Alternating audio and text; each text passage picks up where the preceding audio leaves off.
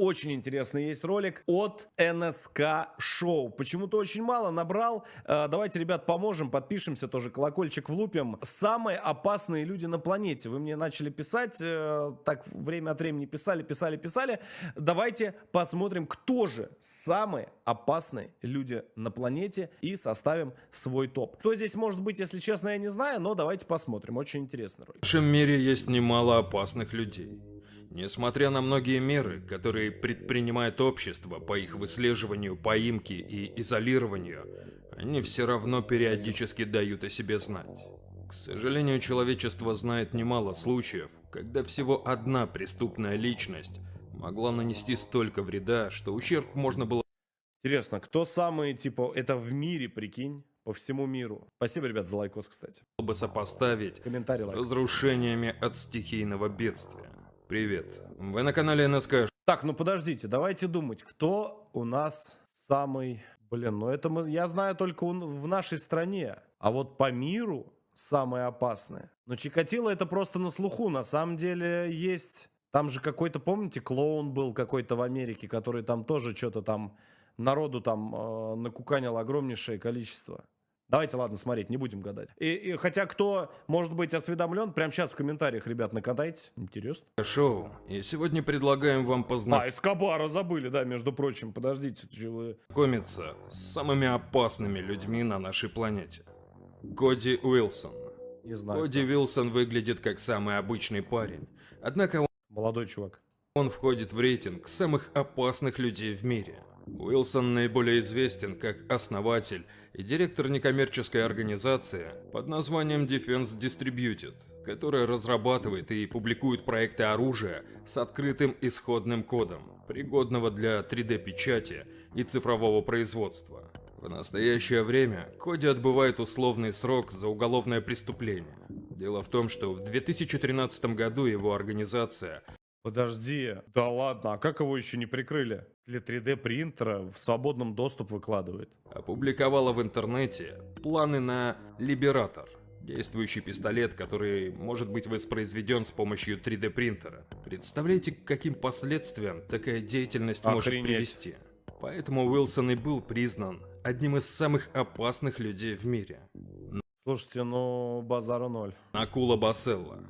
Этот Вот это вообще не знаю кто. человек под псевдонимом Накула Басселла снял антиисламский фильм под названием «Невинность мусульман», что привело к значительному количеству антиамериканских протестов, в результате которых подожгли несколько предприятий и американских Ну типа в результате его действий пошла такая карусель. Жесть.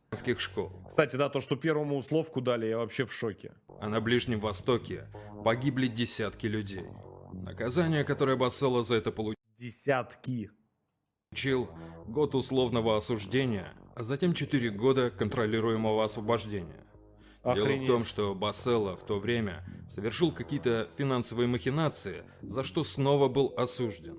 Федеральный судья в Лос-Анджелесе обосновал решение о помещении данного преступника под стражу тем, наверное, дали. что тот обманул американское правосудие, а также большой вероятностью того, что он попытается скрыться. Эстебан Карпио. Перед вами Эстебан Карпио. Родился он в 1978 году в Массачусетсе. Молодой тоже. И, собственно, Я думаю, что да, второй под залог выйдет. сейчас отбывает свое пожизненное заключение в местной тюрьме. Причем без права на досрочное освобождение. Да что ж он такое сделал-то? Тебан в свое время лишил жизни 85-летнюю женщину. Но это только верхушка айсберга. Когда его допрашивали, Карпио выхватил пистолет у охраны и дважды выстрелил в полицейского детектива Джеймса Лалана, который скончался прямо на месте. 27 июня 2006 года Карпио признали виновным в совершении 2 этих тяжких преступлений, а судебная медэкспертиза признала его психически здоровым. Так что отбывать свой срок он будет еще долго. Семен Могилевич. Ну, типа, по факту это сколько? 2 человека он? Ну, вот это вообще спорное. КЗ. Соединенные Штаты Америки подозревают российского бизнесмена Семена Могилевича, также известного под именем Сергей Шнайдер, в отмывании денег и торговле оружием, возможно, даже ядерным. И надо отметить, что таких Чего? преступников, как Могилевич, в истории немного. Дело в том, что известно о Бля, мне кажется, ему только шляпу, знаешь, такую одеть, реально похож на какого-то этого. нем совсем мало, поскольку все его прошлое окутано тайной. В 2008 году его впервые арестовали по делу об уклонении от уплаты налогов сетью косметических магазинов «Арбат Престиж». Но вскоре все же выпустили на свободу. Затем Могилевич вообще создал целую криминальную структуру, орудующую не только в европейских странах, но и в Америке. Более того, Вашингтон даже пытался Не, вот это вот это что-то очень серьезное, да. добиться экстрадиции этого преступника от Москвы, но получил отказ. Помешало отсутствие официального договора между странами. Собственно, Охренеть. теперь из-за его мафиозной деятельности Семен Могилевич признан одним из самых опасных преступников во всем мире. Матео Вот этот вот был жесткий, да. Кто он, русский, да? Ты прикинь, там целый этот организовал. Жестко. Мессина Денаро. Мужчина по имени Матео Денаро, известный в Италии еще как Спасибо, Диаболик, тоже входит в список самых опасных Вот, про вот этого я слышал, 100%. людей на нашей планете. Его частенько называют крестным отцом всей сицилийской мафии. Справедливости ради стоит отметить, что в начале своей преступной деятельности Денаро был киллером, работающим на мафию. Причем на момент совершения первого в жизни преступления с оружием в руках ему было всего 18. А вот настоящее признание в мафиозных структурах Денаро получил после того, как лишил жизни главного конкурента своего отца. Мафиози не раз публично говорил о том, что за его плечами огромное количество человеческих жертв. Несмотря на активную деятельность сотрудников правоохранительных органов, которые немало усилий направляют на поимку Денаро, их труды в этом деле все никак не могут увенчаться успехом. Исмаэль Эль-Майе Замбада. Исмаэль – мексиканский вор в законе Целые картели, ты прикинь, один человек организовал. Это же вообще жесть.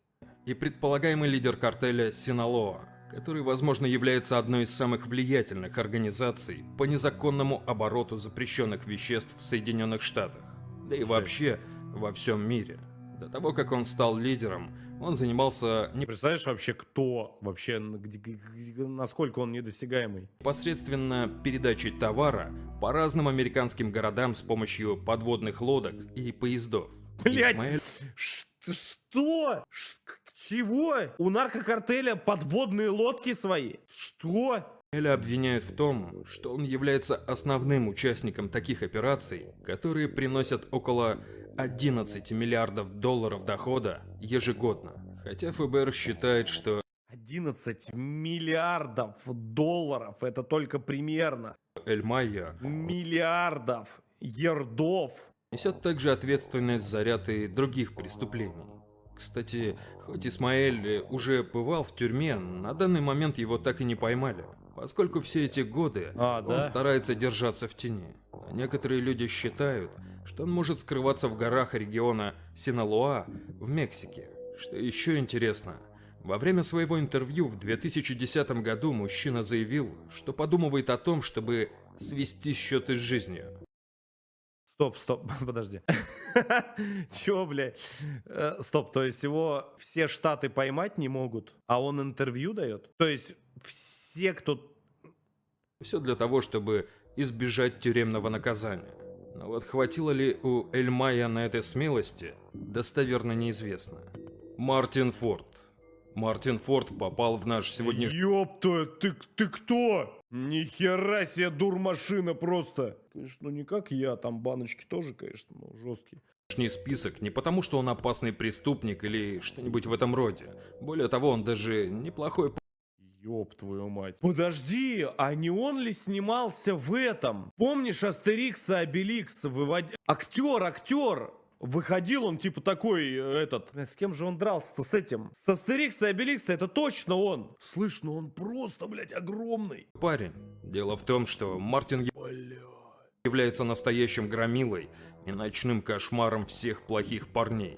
Мужчина из Бирмингема, родившийся в Англии, эксперт по фитнесу и параллельно актер. Но вы только посмотрите на его тело. Да нет, ты чё, это вообще забей просто. Это просто забей. Ты чё с ним делать, я не пойму. Его только, я не знаю, его в Что с ним делать? Да ну это просто жесть машина. Чтобы поддерживать себя в такой форме, Мартин соблюдает строгую диету и очень много тренируется. Все это помогает в наращивании таких массивных мускулов. Просто смотри спинище. Травмата? Мне кажется, ты его только как медведя разозлишь, блядь. Ничего у тебя не получится, братан. Которые вы видите на нем сегодня. Мне Более кажется, того, это- рост этого здоровяка Да ну нахер, да ты че, угораешь что ли? около 2 метров, а А. вес 150 килограмм. Настоящий богатырь. Так что с таким парнем в конфликт Ты представляешь, сколько он ест? Туда, наверное, корову сразу заводит просто. лучше не вступать, согласны? Пола Бродвилл. Если спросить любого американца, давно покупающего себе журнал Wired, то каждый из них скажет, что Пола Бродвилл – одна из самых опасных людей на нашей планете. Об этом шла речь еще в статье 2012 года. Дело в том, что этой женщине удалось свергнуть с поста начальника ЦРУ, разрушить его карьеру и довести несколько федеральных агентств до безумия. Думаете, она нажала какой-нибудь Все проблемы из-за... Не буду говорить, а то они обидятся. красную кнопку важного назначения? Не совсем так. Как оказалось, Пола имела внебрачную связь с четырехзвездочным генералом Дэвидом Петриусом, который был директором Центрального разведывательного управления и командовал силами международной безопасности. Бродвилл собрала необходимую ей секретную информацию Что начинается, потому что так и есть. Из-за вас все войны. Из-за вас все эти. Ты посмотри по истории. Какая-то вышла. Как она там, это, Клеопатра, кто там. Это, из-за одной... Потом идут эти. 10 тысяч человек пошли куда-то. Зачем? и написала о нем книгу, которая стала настоящим бестселлером. Поэтому она и стала виновницей того, что вскоре Петриусом заинтересовалась ФБР, как заявила тогда министерство. Что? Директора ЦРУ? Она умудрилась директора ЦРУ? Министерство юстиции, утечка такой конфиденциальной информации нанесла исключительно большой урон национальной безопасности. Теперь вы понимаете, почему Полу Бродвилл называют опасной. Эта женщина смогла поставить на колени кого-то с очень высоким статусом. Ахмед Абу Хатала. В 2014 году Я один вообще из самых просто- опасных людей, Ахмед Абу Хатала, был схвачен и взят под стражу после успешной секретной операции американских военных в Ливии. Ахмед являлся главным подозреваемым в организации в 2012-м нападения на консульство США в ливийском городе Бенгази, в результате которого погибли 4 американца, в том числе посол Крис Стивенс.